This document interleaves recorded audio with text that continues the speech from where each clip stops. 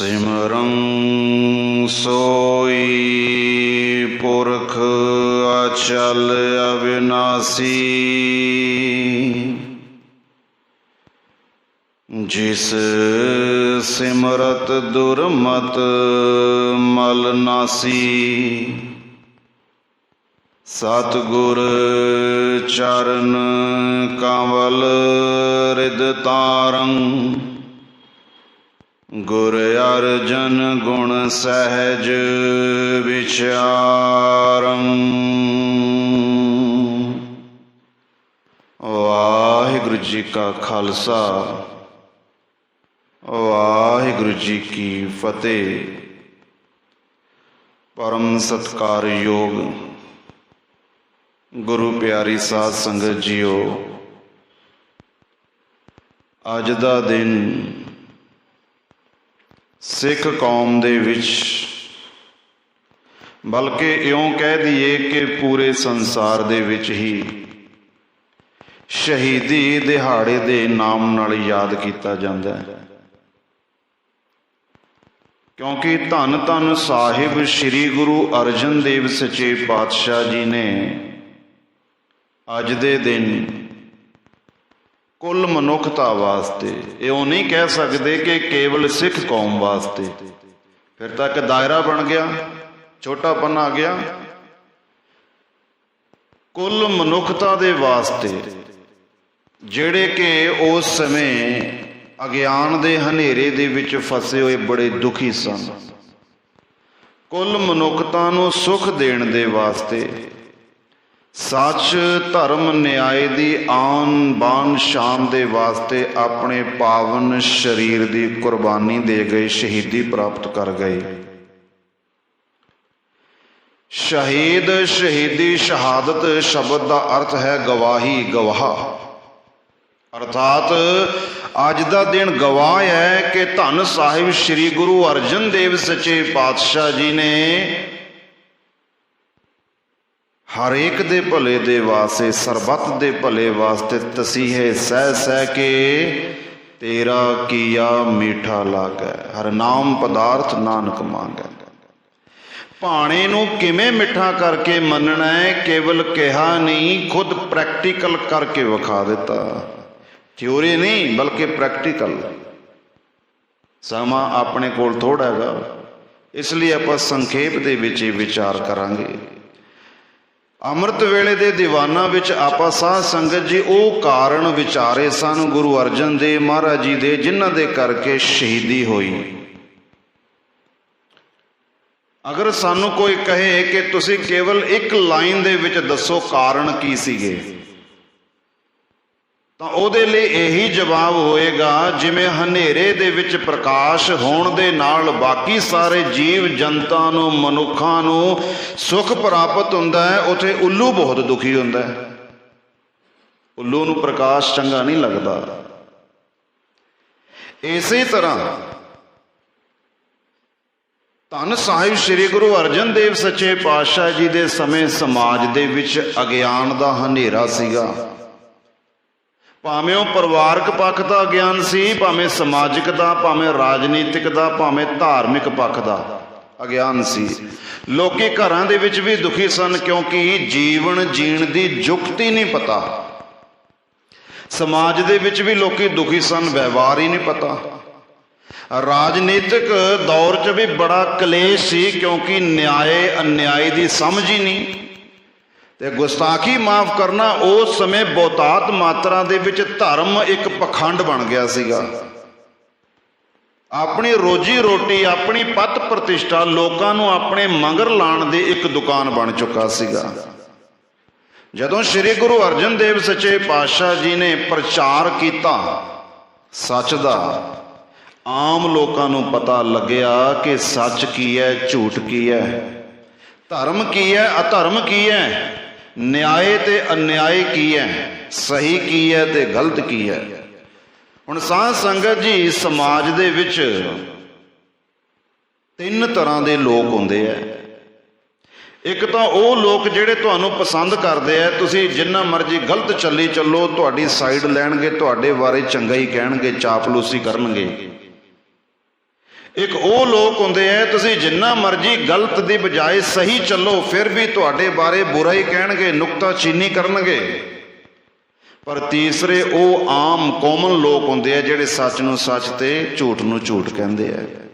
ਜਦੋਂ ਸਤਿਗੁਰਾਂ ਨੇ ਇਸ ਤਰ੍ਹਾਂ ਦਾ ਪ੍ਰਚਾਰ ਕੀਤਾ, ਕੀ ਹਿੰਦੂ ਕੀ ਮੁਸਲਮਾਨ ਸ਼੍ਰੀ ਗੁਰੂ ਅਰਜਨ ਦੇਵ ਮਹਾਰਾਜ ਜੀ ਦੇ ਮੁਰੀਦ ਬਣ ਗਏ, ਚੇਲੇ ਬਣ ਗਏ।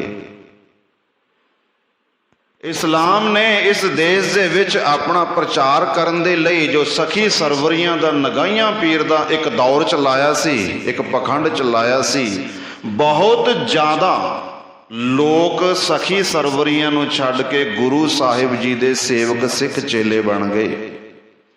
ਇੱਥੋਂ ਤੱਕ ਕਿ ਸਾਈਂ ਮੀਆਂ ਮੀਰ ਵਰਗੇ ਜਿਨ੍ਹਾਂ ਦੇ ਅੱਗੇ ਇਸ ਦੇਸ਼ ਦੇ ਕੁੱਲ ਮੁਸਲਮਾਨ ਝੁਕਦੇ ਸਨ, ਉਹ ਵੀ ਸਤਿਗੁਰਾਂ ਅੱਗੇ ਝੁਕਣ ਲੱਗ ਪਿਆ। ਹੁਣ ਇਹ ਸਾਧ ਸੰਗਤ ਜੀ ਗੱਲਾਂ ਬਾਤਾਂ ਉਸ ਸਮੇਂ ਦੇ ਪੰਡਤਾਂ ਨੂੰ ਤੇ ਮੁਸਲਮਾਨਾਂ ਨੂੰ, ਕਿਹੜੇ ਪੰਡਤ ਜਿਹੜੇ ਕਿ ਧਰਮ ਨੂੰ ਅਧਰਮ, ਅਧਰਮ ਨੂੰ ਧਰਮ ਕਹਿੰਦੇ ਸਨ, ਉਹਨਾਂ ਨੂੰ ਬੁਰੀਆਂ ਲੱਗਦੀਆਂ ਸੀ।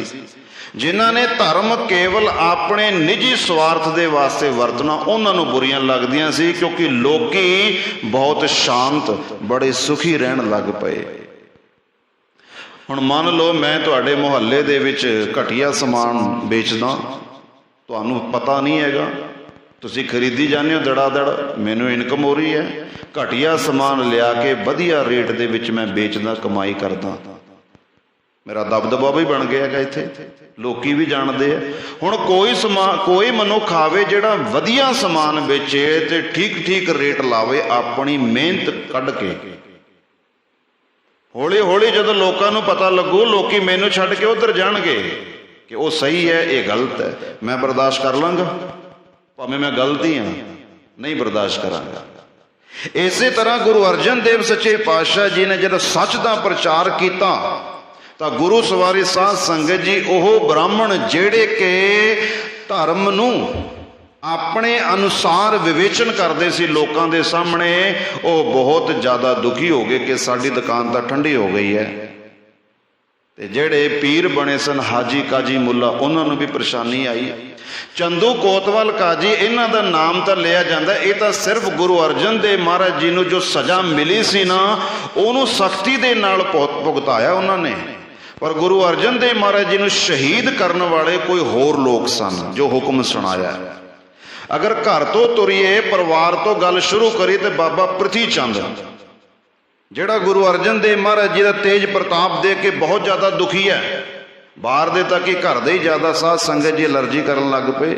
ਬਾਬਾ ਪ੍ਰਿਥੀ ਚੰਦ ਕਹਿੰਦਾ ਇਹ ਲੋਕ ਇਹਨੂੰ ਸੁਣਦੇ ਆ, ਮੈਨੂੰ ਸੁਣਨਾ ਚਾਹੀਦਾ ਸੀਗਾ। ਬਾਬਾ ਪ੍ਰਿਥੀ ਚੰਦ ਦਵੇਸ਼ ਕਰਦਾ ਪਿਆ। ਗੁਰੂ ਸਵਾਰੀ ਸਾਧ ਸੰਗਤ ਜੀ ਸ਼ੇਖ ਅਹਿਮਦ ਸ਼ਾਹ ਸਰਹੰਦੀ ਇਹ ਆਇਆ ਸੀਗਾ ਵਿਦੇਸ਼ ਦੇ ਵਿੱਚੋਂ, ਕਿਸ ਵਾਸਤੇ? ਇਸ ਦੇਸ਼ ਦੇ ਵਿੱਚ ਕੇਵਲ ਇਸਲਾਮ ਦੀ ਗੱਲ ਕਰਨ ਵਾਸਤੇ, ਲੋਕਾਂ ਨੂੰ ਮੁਸਲਮਾਨ ਬਣਾਉਣ ਦੇ ਲਈ। ਇਹਨੇ ਨੀਤੀ ਅਪਣਾਈ ਸੀ ਕਿ ਭਾਵੇਂ ਪ੍ਰੇਮ ਦੇ ਨਾਲ, ਭਾਵੇਂ ਲਾਲਚ ਦੇ ਨਾਲ, ਭਾਵੇਂ ਸਮਝਾ ਕੇ, ਭਾਵੇਂ ਜਬਰਨ ਲੋਕਾਂ ਨੂੰ ਇਸਲਾਮ ਦੇ ਵਿੱਚ ਲਿਆਂਦਾ ਜਾਏ। ਹੁਣ ਜਦੋਂ ਹਿੰਦੂ ਕੀ ਮੁਸਲਮਾਨ ਕੀ ਸਤਿਗੁਰ ਸੱਚੇ ਪਾਤਸ਼ਾਹ ਜੀ ਦੇ ਸੇਵਕ ਬਣ ਗਏ ਤਾਂ ਗੁਰੂ ਸਵਾਰਿਓ ਇਹ ਦੋਨੇ ਵਰਗਾਂ ਨੂੰ ਬਹੁਤ ਪਰੇਸ਼ਾਨੀ ਹੋ ਗਈ। ਜਹਾਂਗੀਰ ਦੇ ਕੋਲ ਝੂਠੀਆਂ ਸੱਚੀਆਂ ਚੁਗਲੀਆਂ ਗੁਰੂ ਅਰਜਨ ਦੇਵ ਸੱਚੇ ਪਾਤਸ਼ਾਹ ਦੀਆਂ ਲਗਾਉਂਦੇ ਪਏ ਨੇਗੇ ਜਹਾਂਗੀਰ ਦੇ ਕੋਲ। ਹੁਣ ਐਡੇ ਵੱਡੇ ਮਹਾਪੁਰਸ਼ ਗੁਰੂ ਨੂੰ ਬਿਨਾਂ ਕਿਸੇ ਕਾਰਨ ਦੇ ਗੁਰੂ ਸਵਾਰਿਓ ਹੱਥ ਪਾਉਣਾ, ਪਰੇਸ਼ਾਨ ਕਰਨਾ, ਇਹ ਜਹਾਂਗੀਰ ਦੇ ਹੱਥ ਦੀ ਗੱਲ ਨਹੀਂ ਸੀ। ਜਹਾਂਗੀਰ ਚਾਹੁੰਦਾ ਸੀ ਕਿ ਕੋਈ ਕਾਰਨ ਮਿਲੇ, ਕੋਈ ਕਾਰਨ ਐਸਾ ਮਿਲੇ ਜਿਹਦੇ ਕਰਕੇ ਮੈਂ ਗੁਰੂ ਸਾਹਿਬ ਨੂੰ ਤਸੀਹੇ ਦੇ ਦਿਆਂ। ਧੰਨ ਸਾਹਿਬ ਸ੍ਰੀ ਗੁਰੂ ਅਰਜਨ ਦੇਵ ਸੱਚੇ ਪਾਤਸ਼ਾਹ ਸੱਚ ਦਾ ਪ੍ਰਚਾਰ ਕਰ ਰਹੇ ਨੇ। ਉਸੇ ਸਮੇਂ ਜਹਾਂਗੀਰ ਦੇ ਪੁੱਤਰ ਖੁਸਰੋ ਨੇ ਬਗਾਵਤ ਕਰ ਦਿੱਤੀ। ਇਹ ਲੰਘਦਾ ਪੰਜਾਬ ਦੇ ਹੁੰਦੇ ਹੋਏ ਅਫਗਾਨਿਸਤਾਨ ਨੂੰ ਜਾਣਾ ਸੀ। ਇਹਨੇ ਸਤਿਗੁਰ ਸੱਚੇ ਪਾਤਸ਼ਾਹ ਜੀ ਦੇ ਉੱਪਰ ਝੂਠਾ ਇਲਜ਼ਾਮ ਲਾਇਆ ਕਿ ਸ੍ਰੀ ਗੁਰੂ ਅਰਜਨ ਦੇਵ ਸੱਚੇ ਪਾਤਸ਼ਾਹ ਜੀ ਨੇ ਕੀ ਕੀਤਾ ਹੈਗਾ, ਇਹਨੂੰ ਪਨਾਹ ਦਿੱਤੀ ਹੈ, ਲੰਗਰ ਪਾਣੀ ਦਿੱਤਾ ਹੈ, ਪੈਸਾ ਧੇਲਾ ਦਿੱਤਾ ਹੈਗਾ। ਅਤੇ ਆਸ਼ੀਰਵਾਦ ਦਿੱਤਾ ਕਿ ਤੂੰ ਬਾਦਸ਼ਾਹ ਬਣ ਜਾਵੇਂ। ਬਸ ਇਹਨੂੰ ਮੌਕਾ ਮਿਲਿਆ, ਇਹ ਸਤਿਗੁਰਾਂ ਨੂੰ ਗ੍ਰਿਫਤਾਰ ਕਰ ਲਿਆ। ਹੁਣ ਸ੍ਰੀ ਗੁਰੂ ਅਰਜਨ ਦੇਵ ਸੱਚੇ ਪਾਤਸ਼ਾਹ ਜੀ ਨੂੰ ਕਹਿਣ ਲੱਗਿਆ ਕਿ ਜੋ ਤੁਸੀਂ ਕੰਮ ਕੀਤਾ ਹੈ ਨਾ ਸਲਤਨਤ ਦੇ ਵਿਰੁੱਧ, ਮੈਨੂੰ ਪਤਾ ਲੱਗ ਗਿਆ ਜੋ ਤੁਸੀਂ ਕੀਤਾ ਹੈਗਾ। ਹੁਣ ਤੁਸੀਂ ਐਵੇਂ ਕਰੋ, ਜਾਂ ਤਾਂ ਮੁਸਲਮਾਨ ਹੋ ਜਾਵੋ, ਆਪਣੇ ਗ੍ਰੰਥ ਦੇ ਵਿੱਚ ਮੁਹੰਮਦ ਸਾਹਿਬ ਦੀ ਸਿਫਤ ਲਿਖੋ, ਨਹੀਂ ਤਾਂ ਤੁਹਾਨੂੰ ਕਤਲ ਕਰ ਦਿੱਤਾ ਜਾਏਗਾ। ਸ਼੍ਰੀ ਗੁਰੂ ਅਰਜਨ ਦੇਵ ਸੱਚੇ ਪਾਤਸ਼ਾਹ ਜੀ ਨੂੰ ਦੇਖ ਕੇ ਜਹਾਂਗੀਰ ਬਹੁਤ ਹੀ ਜ਼ਿਆਦਾ ਕ੍ਰੋਧ ਦੇ ਵਿੱਚ, ਸਾਧ ਸੰਗਤ ਜੀ ਵਿਆਕੁਲ ਹੈ। ਤੇ ਸ਼ੀਤਲ ਜੀ ਲਿਖਦੇ ਆ, ਅਰਜਨ ਗੁਰੂ ਦਾ ਵੇਖ ਪ੍ਰਤਾਪ ਵੱਧਦਾ, ਜਹਾਂਗੀਰ ਦਿਲ ਵਿੱਚ ਘਬਰਾਇਆ ਜੀ। ਸੱਚ ਧਰਮ ਦਾ ਚਮਕਦਾ ਵੇਖ ਸੂਰਜ, ਅੱਖ ਉੱਲੂ ਦੀ ਵਾਂਗ ਚੁੰਧਿਆਇਆ ਜੀ। ਦਿਲ ਵਿੱਚ ਸੋਚਦਾ ਜਿਸ ਤਰ੍ਹਾਂ ਦਾਉ ਲੱਗੇ, ਚਾਹੀਏ ਗੁਰੂ ਤਾਏ ਬਿੱਲੇ ਲਾਇਆ ਜੀ। ਮਤਲਬ ਜਿਵੇਂ ਹੋਵੇ, ਧਰਮ ਹੋਵੇ ਅਧਰਮ ਹੋਵੇ, ਇਸ ਗੁਰੂ ਨੂੰ ਖਤਮ ਕਰ ਦੇਣਾ ਚਾਹੀਦਾ। ਸ਼੍ਰੀ ਗੁਰੂ ਅਰਜਨ ਦੇਵ ਸੱਚੇ ਪਾਤਸ਼ਾਹ ਜੀ ਨੇ ਜਵਾਬ ਦਿੱਤਾ, ਜਹਾਂਗੀਰ ਉਸ ਪਰਮਾਤਮਾ ਨੇ ਜਿਸ ਕੌਮ ਦੇ ਵਿੱਚ, ਜਿਸ ਮਜ਼ਹਬ ਵਿੱਚ ਸਾਨੂੰ ਪੈਦਾ ਕੀਤਾ ਹੈ, ਅਸੀਂ ਅਖੀਰਲੇ ਸਾਹ ਤੱਕ ਉੱਥੇ ਹੀ ਆਪਣਾ ਜੀਵਨ ਬਤੀਤ ਕਰਨਾ ਹੈ। ਸਿਰ ਜਾਵੇ ਤਾਂ ਜਾਵੇ, ਮੇਰਾ ਸਿੱਖੀ ਸਿਦਕ ਨਾ ਜਾਵੇ। ਅਸੀਂ ਮੁਸਲਮਾਨਾਂ ਦੇ ਨਾਲ ਕੋਈ ਵੀ ਕਿਸੇ ਵੀ ਤਰ੍ਹਾਂ ਦਾ ਵੈਰ ਵਿਰੋਧ ਨਹੀਂ ਰੱਖਦੇ, ਪਰ ਜਿਸ ਕੌਮ ਦੇ ਵਿੱਚ ਸਾਨੂੰ ਪੈਦਾ ਕੀਤਾ ਅਸੀਂ ਉਸੇ ਕੌਮ ਦੇ ਵਿੱਚ ਜੀਵਨ ਬਤੀਤ ਕਰਨਾ ਹੈਗਾ। ਤੇ ਇਹ ਪਾਵਨ ਗ੍ਰੰਥ ਉਸ ਅਕਾਲ ਪੁਰਖ ਪਾਰ ਬ੍ਰਹਮ ਪਰਮੇਸ਼ਰ ਪਰਮਾਤਮਾ ਦੇ ਬੋਲ ਨੇ, ਇਹਦੇ ਵਿੱਚ ਵੱਧ ਘੱਟ ਨਹੀਂ ਹੋ ਸਕਦਾ। ਤੇ ਕਤਲ ਕਰਨ ਦੀ ਤਸੀਹੇ ਦੇਣ ਦੀ ਜਿਹੜੀ ਤੂੰ ਗੱਲ ਕਰ ਰਹੇ ਉਹ ਤੇਰੀ ਮਰਜ਼ੀ, ਤੂੰ ਕਰ ਲੈ। ਜਦੋਂ ਸ਼੍ਰੀ ਗੁਰੂ ਅਰਜਨ ਦੇਵ ਸੱਚੇ ਪਾਤਸ਼ਾਹ ਨਹੀਂ ਮੰਨੇ, ਇਹਨੂੰ ਬੜਾ ਕ੍ਰੋਧ ਆ ਗਿਆ। ਇੰਨੀ ਗੱਲ ਸੁਣ ਕੇ ਲਾਲੋ ਲਾਲ ਹੋਇਆ, ਬਾਦਸ਼ਾਹ ਗੁੱਸੇ ਵਿੱਚ ਆਇਆ ਜੀ। ਕਤਲ ਕਰੋ ਇਹਨੂੰ, ਬਹੁਤੇ ਕਸ਼ਟ ਦੇ ਕੇ ਆ ਕੇ ਕਹਿਰ ਵਿੱਚ ਹੁਕਮ ਸੁਣਾਇਆ ਜੀ। ਹੁਕਮ ਕਰ ਦਿੱਤਾ ਕਿ ਇਹਨਾਂ ਨੂੰ ਕਤਲ ਕਰ ਦਿਓ ਤਸੀਹੇ ਦੇ ਦੇ ਕੇ। ਯਾਸਾ ਦੀ ਕਾਨੂੰਨ ਦੇ ਵਿੱਚ ਲਿਖਿਆ, ਕੋਈ ਮਹਾਂਪੁਰਸ਼ ਹੋਵੇ, ਬੰਦਗੀ ਕਰਨ ਵਾਲਾ ਫਕੀਰ ਹੋਵੇ, ਅਗਰ ਉਹਨੂੰ ਕਤਲ ਕਰਨਾ ਹੈ ਨਾ, ਉਹਦਾ ਖੂਨ ਧਰਤੀ ਤੇ ਨਹੀਂ ਡਿੱਗਣਾ ਚਾਹੀਦਾ। ਅਗਰ ਖੂਨ ਦੇ ਜਿੰਨੇ ਛਿੱਟੇ ਡਿੱਗਣਗੇ ਓਨੇ ਹੀ ਉਹਦੇ ਵਰਗੇ ਪੈਦਾ ਹੋ ਜਾਣਗੇ। ਫਿਰ ਉਹਦੇ ਵਾਸਤੇ ਕੀ ਕਰੋ? ਤਪਤ ਬਾਲੂ, ਤਪਤ ਨੀਰ, ਤਪਤ ਤਵੀ ਦੀ ਸਜ਼ਾ ਦਿਓ। ਸ਼੍ਰੀ ਗੁਰੂ ਅਰਜਨ ਦੇਵ ਸੱਚੇ ਪਾਤਸ਼ਾਹ ਜੀ ਨੂੰ ਇਹਨੇ ਇਹੀ ਸਜ਼ਾ ਦਿੱਤੀ। ਧੰਨ ਸਾਹਿਬ ਸ਼੍ਰੀ ਗੁਰੂ ਅਰਜਨ ਦੇਵ ਮਹਾਰਾਜ ਜੀ ਨੂੰ ਤੱਤੀ ਤਵੀ ਤੇ ਬਿਠਾਉਣ ਦਾ ਹੁਕਮ ਦੇ ਦਿੱਤਾ। ਚੰਦੂ ਕੋਤਵਾਲ ਕਾਜੀ ਸ਼੍ਰੀ ਗੁਰੂ ਅਰਜਨ ਦੇਵ ਸੱਚੇ ਪਾਤਸ਼ਾਹ ਜੀ ਦੇ ਨਾਲ ਗੱਲ ਕਰਦੇ ਆ, ਕਹਿੰਦੇ ਤੁਹਾਨੂੰ ਕਾਹਦਾ ਹੰਕਾਰ ਹੈ, ਕਾਹਦਾ ਤੁਹਾਨੂੰ ਮਾਣ ਹੈ, ਕੀ ਤੇ ਤੁਹਾਨੂੰ ਭਰੋਸਾ ਹੈ? ਬਾਦਸ਼ਾਹ ਦੀ ਗੱਲ ਮੰਨ ਲਓ, ਉਹਦੇ ਕੋਲ ਫੌਜਾਂ ਵੀ ਨੇ, ਉਹਦੇ ਕੋਲ ਸਲਤਨਤ ਵੀ ਹੈ, ਉਹਦੇ ਕੋਲ ਸਭ ਕੁਝ ਹੈ, ਖਜ਼ਾਨਾ ਵੀ ਹੈ, ਧਨ ਦੌਲਤ ਵੀ ਹੈ, ਪਾਵਰ ਵੀ ਹੈ। ਤੁਹਾਡੇ ਕੋਲ ਹੈ ਕੀ ਹੈਗਾ? ਜੇਲ੍ਹ ਦੇ ਵਿੱਚ ਤੁਸੀਂ ਪਏ ਹੋ, ਮਦਦਗਾਰ ਤੁਹਾਡਾ ਕੋਈ ਨਹੀਂ। ਸ਼੍ਰੀ ਗੁਰੂ ਅਰਜਨ ਦੇਵ ਸੱਚੇ ਪਾਤਸ਼ਾਹ ਜੀ ਨੇ ਬਚਨ ਕੀਤਾ, ਭਾਈ ਸਾਡੇ ਕੋਲ ਇੱਕ ਓੰਕਾਰ ਹੈ, ਸੱਚ ਹੈ, ਪਰਮੇਸ਼ਰ ਹੈ, ਪਰਮਾਤਮਾ ਹੈ। ਸਾਡੇ ਕੋਲ ਉਹ ਅਕਾਲ ਪੁਰਖ ਵਾਹਿਗੁਰੂ ਪਰਮੇਸ਼ਰ ਪਰਮਾਤਮਾ ਸੱਚ ਧਰਮ ਹੈ। ਇਹ ਸਾਰੀਆਂ ਚੀਜ਼ਾਂ ਤੋਂ ਜਿਹੜਾ ਭਾਰੀ ਪੈਂਦਾ ਪਿਆ। ਚੰਦੂ ਨੂੰ ਆਪਣਾ ਗੁੱਸਾ ਸੀ, ਕਿਉਂਕਿ ਚੰਦੂ ਦੀ ਲੜਕੀ ਦਾ ਰਿਸ਼ਤਾ ਸ਼੍ਰੀ ਗੁਰੂ ਹਰਗੋਬਿੰਦ ਸੱਚੇ ਪਾਤਸ਼ਾਹ ਜੀ ਦੇ ਨਾਲ ਪੱਕਾ ਹੋਇਆ ਸੀ। ਇਹਨੇ ਗੁਰੂ ਘਰ ਦੀ ਬੇਅਦਬੀ ਕੀਤੀ। ਆਪਣੇ ਜਜਮਾਨਾਂ ਨੂੰ ਕਿਹਾ ਕਿ ਚਬਾਰੇ ਦੀ ਇੱਟ ਤੁਸੀਂ ਮੋਰੀ ਨੂੰ ਲਾ ਆਇਓ, ਆਪਣੇ ਆਪ ਨੂੰ ਚਬਾਰਾ ਤੇ ਗੁਰੂ ਸਾਹਿਬ ਨੂੰ ਮੋਰੀ ਜੋ ਪਾਣੀ ਵਾਲੀ ਹੁੰਦੀ ਹੈ ਨਾ ਉਹ ਕਹਿ ਗਿਆ। ਦਿੱਲੀ ਦੀਆਂ ਸੰਗਤਾਂ ਨੇ ਬੇਨਤੀ ਕੀਤੀ, ਮਹਾਰਾਜ ਸੱਚੇ ਪਾਤਸ਼ਾਹ ਇਹਨੇ ਗੁਰੂ ਘਰ ਦੀ ਬੇਅਦਬੀ ਕੀਤੀ, ਰਿਸ਼ਤਾ ਨਹੀਂ ਲੈਣਾ, ਇਹਦਾ ਮੋੜ ਦਿਓ। ਸਤਿਗੁਰਾਂ ਨੇ ਸੰਗਤਾਂ ਦਾ ਹੁਕਮ ਮੰਨਿਆ, ਰਿਸ਼ਤਾ ਜਵਾਬ ਮਨਾ ਕਰਤਾ।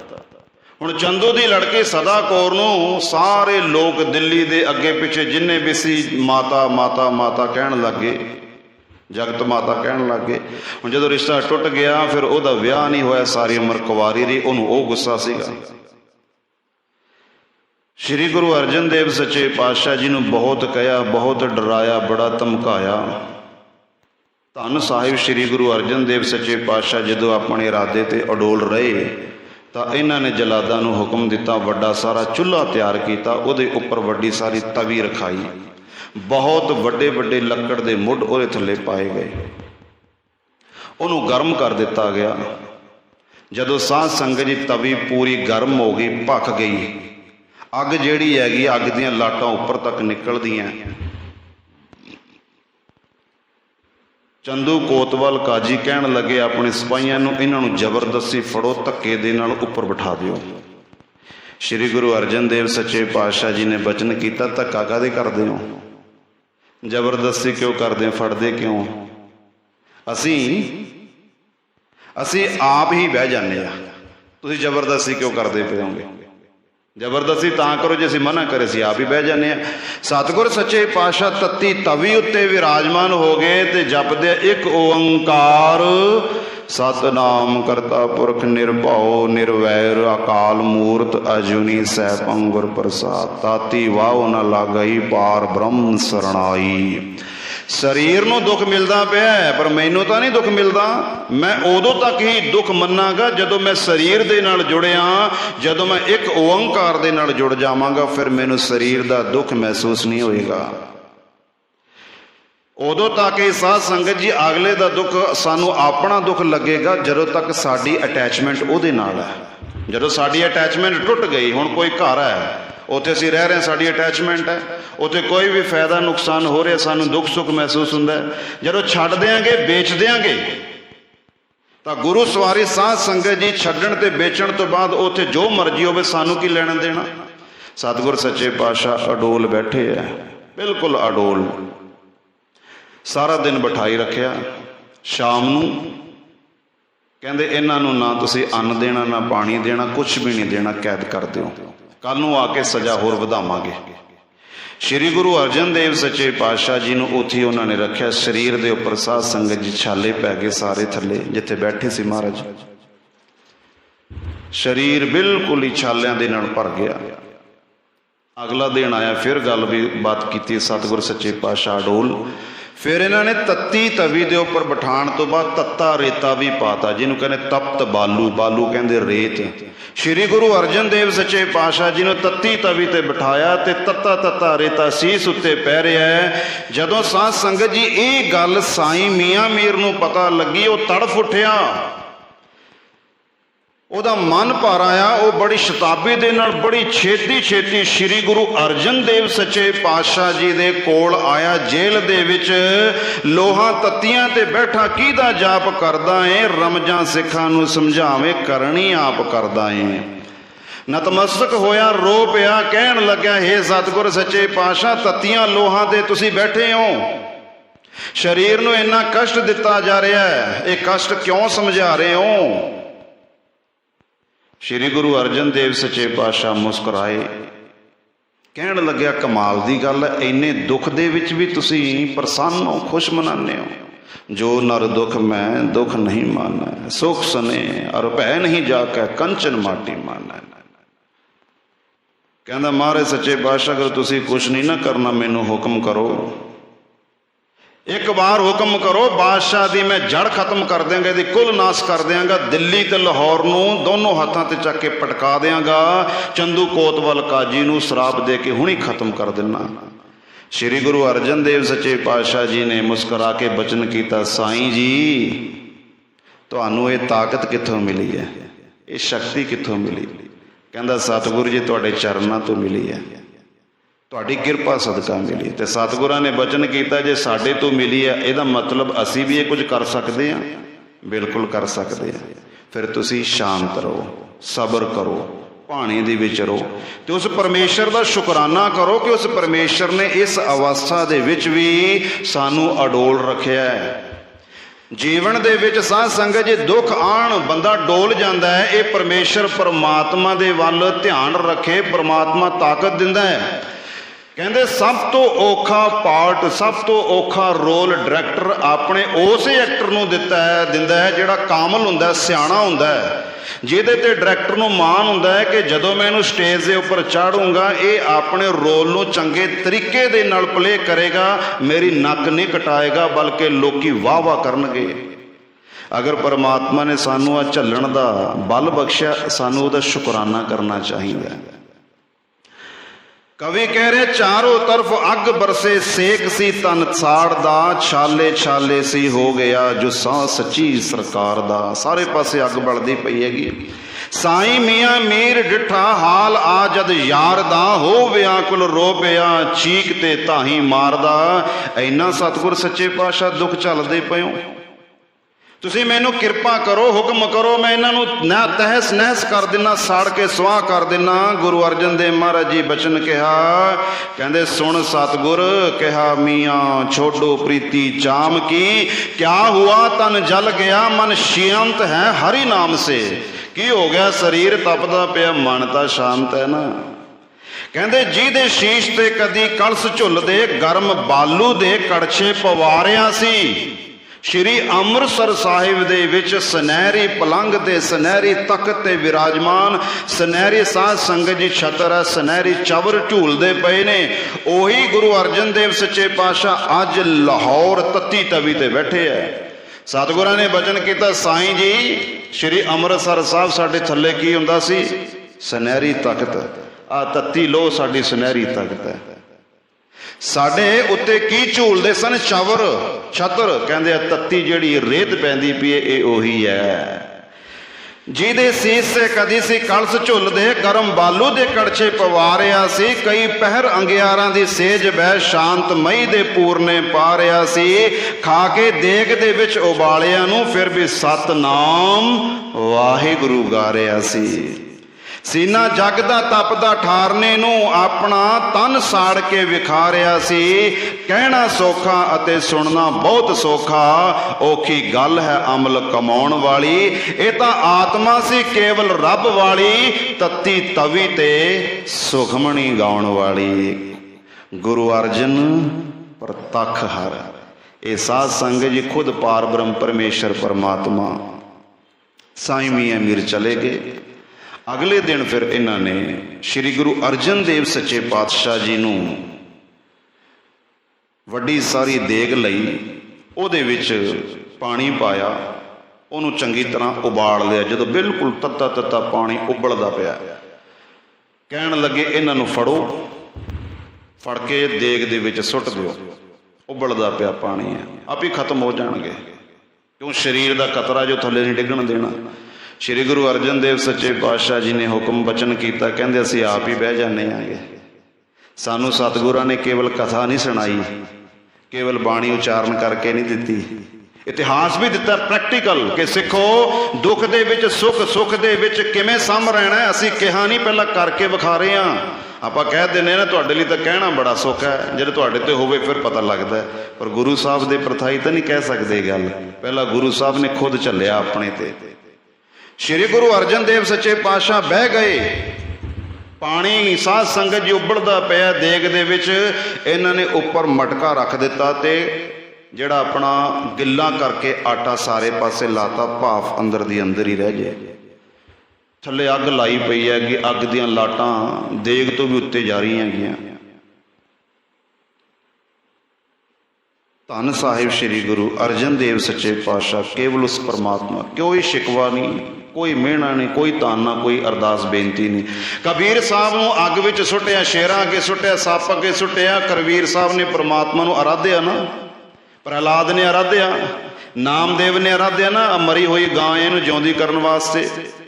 ਗੁਰੂ ਅਰਜਨ ਦੇਵ ਸੱਚੇ ਪਾਤਸ਼ਾਹ ਸਮਰੱਥ ਨੇ। ਚੰਦੂ ਕੋਤਵਾਲ ਕਾਜੀ ਜਹਾਂਗੀਰ ਕਿਸੇ ਨੂੰ ਸ਼ਰਾਪ ਨਹੀਂ ਦੇ ਰਹੇ, ਕੋਈ ਬਦਦੁਆ ਨਹੀਂ ਦਿੱਤੀ ਹੈਗੀ, ਸ਼ਾਂਤ, ਕੇਵਲ ਸ਼ਾਂਤ ਨੇ। ਸ਼੍ਰੀ ਗੁਰੂ ਅਰਜਨ ਦੇਵ ਸੱਚੇ ਪਾਤਸ਼ਾਹ ਸ਼ਾਂਤ। ਉਸ ਪਰਮੇਸ਼ਰ ਪਰਮਾਤਮਾ ਨੂੰ ਵੀ ਨਹੀਂ ਕਹਿ ਰਹੇ ਕਿ ਮੇਰੀ ਮਦਦ ਕਰ, ਹੈਲਪ ਕਰ। ਸਦਨੇ ਨੇ ਕਿਹਾ ਮੇਰੀ ਮਦਦ ਕਰ। ਨਿਰਭਕੰਨਿਆ ਕੇ ਕਾਰਨਿਕ ਭਇਆ ਭੇਖ ਧਾਰੀ, ਆਪਾਂ ਪੂਰਾ ਸ਼ਬਦ ਪੜ੍ਹਦੇ ਹਾਂ, ਮੇਰੀ ਮਦਦ ਕਰ। ਪਰ ਸਾਧ ਸੰਗਤ ਜੀ ਗੁਰੂ ਅਰਜਨ ਦੇਵ ਮਹਾਰਾਜ ਜੀ ਨੇ ਕਿਹਾ ਮੇਰੀ ਮਦਦ ਕਰੋ ਨਹੀਂ। ਅਰਥਾਤ ਕਹਿੰਦੇ ਜਿਨੋਂ ਕਾ ਇਸ਼ਕ ਸਾदिक वो कब फरियाद करते हैं, लबों पे खामोशी दिलों में याद करते हैं। ਜਿਨ੍ਹਾਂ ਦਾ ਕਿਸੇ ਨਾਲ ਪ੍ਰੇਮ ਪੈ ਜਾਵੇ ਉਹਨੂੰ ਮਿਹਣੇ ਸ਼ਿਕਵੇ ਤਾਨੇ ਨਹੀਂ ਮਾਰਦੇ। ਸਾਧ ਸੰਗਤ ਜੀ ਸ਼ਾਂਤ ਰਹਿੰਦੇ ਆ, ਬਿਲਕੁਲ ਸ਼ਾਂਤ। ਕਿਉਂਕਿ ਅਗਰ ਅਸੀਂ ਸ਼ਾਂਤ ਰਵਾਂਗੇ ਤਾਂ ਸਾਡਾ ਕਰਤਾਰ, ਸਾਡਾ ਪਰਮੇਸ਼ਰ ਫਿਰ ਉਹ ਸ਼ਾਂਤ ਨਹੀਂ ਰਹੇਗਾ। ਅਗਰ ਅਸੀਂ ਉਬਲ ਗਏ ਤਾਂ ਸਾਡਾ ਮਾਲਕ ਸ਼ਾਂਤ ਰਹੇਗਾ। ਸਾਨੂੰ ਸਾਡੇ ਮਾਲਕ ਦੇ ਉੱਪਰ ਵਿਸ਼ਵਾਸ ਹੈ, ਅਸੀਂ ਸ਼ਾਂਤ ਰਵਾਂਗੇ, ਸਾਨੂੰ ਉਹ 'ਤੇ ਵਿਸ਼ਵਾਸ ਹੈ ਤਾਂ ਪਰਮੇਸ਼ਰ ਨੇ ਦੇਖਣਾ ਇਹਨੇ ਮੇਰੇ 'ਤੇ ਵਿਸ਼ਵਾਸ ਕੀਤਾ ਹੈ, ਇਸ ਮਨੁੱਖ ਦੇ ਵਾਸਤੇ ਹੁਣ ਮੈਂ ਕੁਝ ਕਰਨਾ ਹੈ। ਜਦੋਂ ਇਹਨਾਂ ਨੇ ਸੋਚਿਆ ਕਿ ਇੰਨੇ ਟਾਈਮ ਦੇ ਵਿੱਚ ਹੁਣ ਸਰੀਰ ਤਿਆਗੇ ਹੋਣੇ ਆ, ਸ਼੍ਰੀ ਗੁਰੂ ਅਰਜਨ ਦੇਵ ਸੱਚੇ ਪਾਤਸ਼ਾਹ ਜੀ ਨੇ ਉਹਨਾਂ ਨੇ ਕੱਢਿਆ ਨਹੀਂ, ਦੇਗ ਨੂੰ ਰੋੜ ਦਿੱਤਾ ਸਤਿਗੁਰ ਸੱਚੇ ਪਾਤਸ਼ਾਹ ਗਰਮ ਗਰਮ ਪਾਣੀ ਸਮੇਤ ਬਾਹਰ। ਹੁਣ ਸਾਧ ਸੰਗਤ ਜੀ, ਸਰੀਰ ਦੀ ਅਵਸਥਾ ਬਹੁਤ ਹੀ ਦਾਇਨੀ ਹੋ ਗਈ ਹੈ। ਜਿਹੜੇ ਛਾਲੇ ਪਹਿਲਾਂ ਬਣੇ ਪਏ ਸੀ ਉਹਨਾਂ 'ਚ ਪਾਣੀ ਭਰ ਗਿਆ, ਮਾਸ ਲਮਕਣ ਲੱਗ ਗਿਆ। ਮੁਖ ਦਾ ਮਾਸ, ਗਲੇ ਦਾ ਮਾਸ, ਬਾਜੂਆਂ ਦਾ ਮਾਸ, ਛਾਤੀ ਦਾ, ਲੱਤਾਂ ਦਾ ਮਾਸ ਸਾਰੇ ਲਮਕਣ ਲੱਗ ਪਿਆ।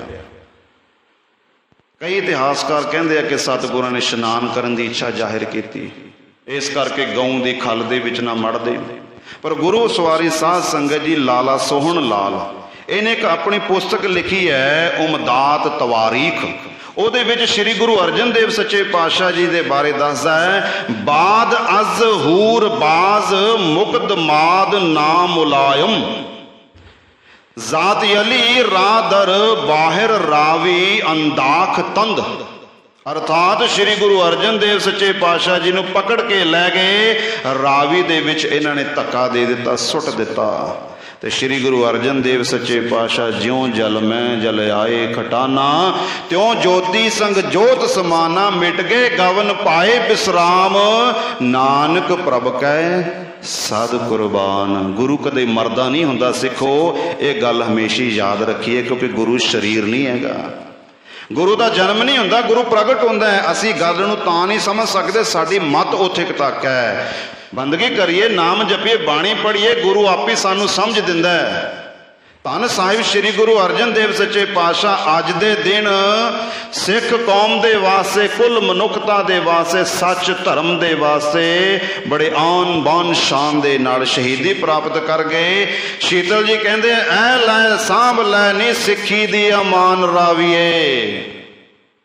ਬੜਾ ਮਨ ਭਰ ਆਇਆ ਕਵੀ ਦਾ ਜਦੋਂ ਸ਼੍ਰੀ ਗੁਰੂ ਅਰਜਨ ਦੇਵ ਮਹਾਰਾਜ ਸੱਚੇ ਪਾਤਸ਼ਾਹ ਨੂੰ ਯਾਦ ਕਰਦੇ ਨਾ ਕਵੀ, ਸੰਗਤਾਂ ਯਾਦ ਕਰਦੀਆਂ, ਤਾਂ ਫਿਰ ਬੜੇ ਵਿਰਾਗ ਦੇ ਨਾਲ ਗਾਉਂਦੇ ਐ, ਆ ਲੈ ਸਾਂਭ ਲੈ ਸਿੱਖੀ ਦੀ ਅਮਾਨ ਰਾਵੀਏ, ਤੇਰਾ ਸਾਡੇ ਨਾਲ ਵਸਦਾ ਜਹਾਨ ਰਾਵੀਏ। ਇਹ ਰਾਵੀ ਸ਼੍ਰੀ ਗੁਰੂ ਅਰਜਨ ਦੇਵ ਮਹਾਰਾਜ ਦਾ ਰੂਪ ਮੰਨੀ ਜਾਂਦੀ ਸਿੱਖਾਂ ਵਾਸਤੇ।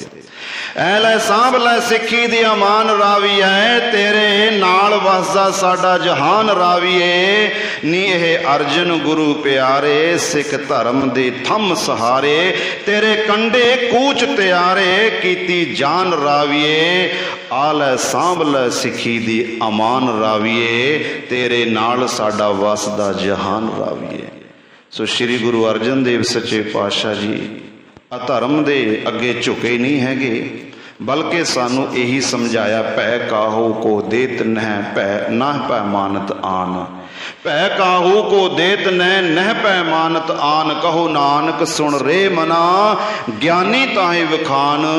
ਗੁਰਮੁਖ ਪਿਆਰਿਓ, ਆਪਾਂ ਇੱਕੋ ਹੀ ਗੱਲ ਦੀ ਅਰਦਾਸ ਕਰੀਏ ਗੁਰੂ ਦੇ ਚਰਨਾਂ ਦੇ ਵਿੱਚ ਕਿ ਸਤਿਗੁਰੂ ਜੀ, ਕਰਮਾਂ ਕਰਕੇ ਦੁੱਖ ਸੁੱਖ ਤਾਂ ਜ਼ਰੂਰ ਆਉਣਗੇ, ਬਸ ਇੰਨਾ ਕੁ ਬਲ ਦੇ ਦਿਓ ਕਿ ਅਸੀਂ ਇਹਨਾਂ ਨੂੰ ਝੱਲ ਸਕੀਏ, ਤੇਰੇ ਭਾਣੇ ਦੇ ਵਿੱਚ ਚੱਲ ਸਕੀਏ।